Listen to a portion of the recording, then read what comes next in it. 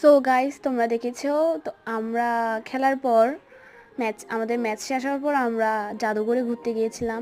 এখানে বিভিন্ন ধরনের পুরনো বন্দুক বলো, ছবি বলো, বিভিন্ন ধরনের সব কিছু আছে, মানে কি ওনার ব্যবহারই সব কিছুই ছিল ওখানে।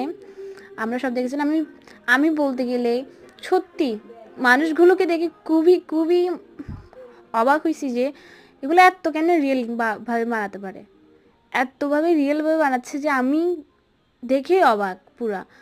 ওখানে এই মানুষটাকে দেখে আমি ফার্স্টে মনে করছি সত্যি সত্যিই মানুষ, কিন্তু পরে যখন আমি এই কার্ডটা দেখি তখন বুঝি না এটা তো মানুষ না।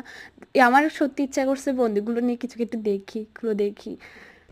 তো তোমরা দেখতে পাচ্ছ এখানে বিভিন্ন ধরনের গ্রামীণ যা কিছু হয়েছে, মানে যুদ্ধের আগে বা উনি কী কী করে গেছে সব কিছু এখানে আমরাও দেখছিলাম। সব কিছু ঘুরে ঘুরে সব কিছু ছিল, ওনার ব্যবহারের জিনিসপত্র সব কিছুই ছিল এখানে।